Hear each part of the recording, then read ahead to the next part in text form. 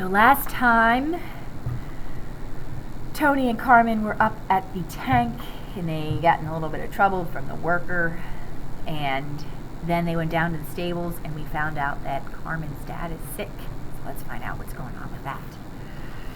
Carmen wiped tears. Oh, chapter 5. Carmen wiped away tears as she and Tony and Mrs. Grosso hurried through the streets. Mrs. Grosso had explained what happened, that Papa had become very ill around lunchtime. Mr. Vita took Papa home in a wagon. He's in bed now, Mrs. Grosso continued as they passed the bakery. The doctor already came. He said your father has some kind of new flu. The word flu made Carmen feel calmer. The flu wasn't really a killer like typhoid or polio or rabies. Carmen had had flu just last year. She'd felt rotten and was in bed for days, but within a week she was back to herself. Papa will be fine, Papa will be fine, Carmen repeated to herself as her boots clicked against the stone streets. And looking around her, everything was the same as always. There were the little kids playing hide-and-seek between the push carts piled high with fruits and vegetables. There was Mrs. Ortelli through the window of the bakery chatting with her customers. There was the gray cat sunning himself outside the tailor's shop, and the hams and sausages hanging in the butcher's window. There was a rat poking through the pile of garbage. And of course there was Tony right next to her. But then, when they stopped at the corner to wait to cross the street, Carmen caught sight of something else. The newsboy, the one she and Tony had passed earlier. Carmen had barely listened to the headlines he had been shouting out. But now Carmen slowed down and stared at the boy waving the afternoon paper as the people rushed by him. Suddenly his words seemed more important and just for Carmen. Deadly flu hits Boston.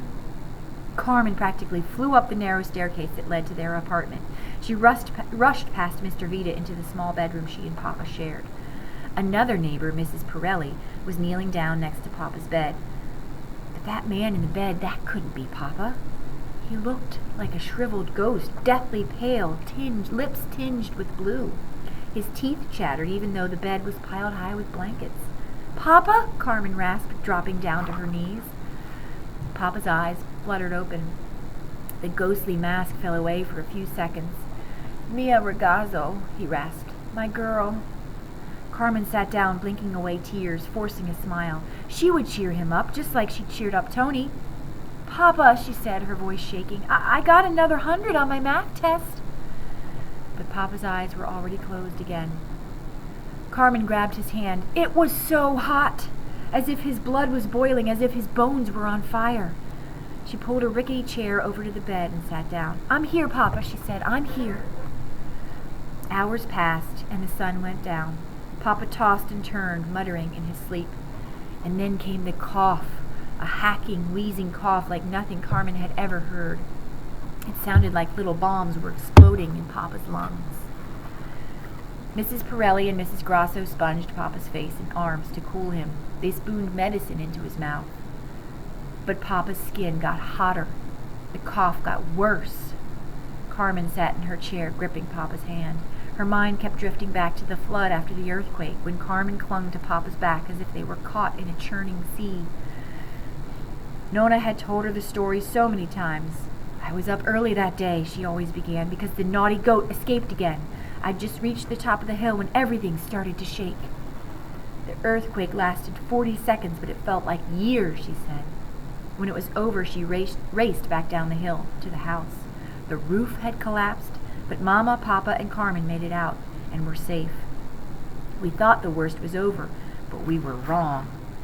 The earthquake had caused the sea to rise up. Now tidal waves 20 feet tall slammed into the village. Your Papa grabbed you and tried to run, Nona continued, but nobody could outrun the sea. Nona always got a twinkle in her eye at this point. The water was strong, but your Papa was stronger. So this is remembering back about what happened in Italy. A lot of flashbacks, that's what that's called. A flashback is when, in a story or in a movie, they're remembering something from the past. He grabbed a shutter from a ruined house. He climbed on it and told Carmen to hold on to his back. The water rose and rose. They got separated from Nona and Mama. They floated on that shutter for hours. And this was the part that had etched itself in Carmen's mind, especially the words Papa had called out to her over and over. Hold on, he'd said. Now Carmen leaned into Papa, an inch away from his sweat-covered brow. "Hold on, Papa," she whispered. "Please hold on." She gripped his hand. She held it tighter than she'd held onto Papa's back in the flood, tighter than anything she'd held onto in her life. She held on even after Papa stopped breathing. Even after the doctor put the sheet over Papa's face. Even after Papa's hand grew cold and Carmen understood that some things get taken away, no matter how hard you try to hold on to them. It wasn't until much later, when the sun came up, that Carmen finally let go. Ugh. I hope something good happens to her soon. My goodness. Well, that happened a lot back then, where people just didn't make it. All right, we'll see what happens next.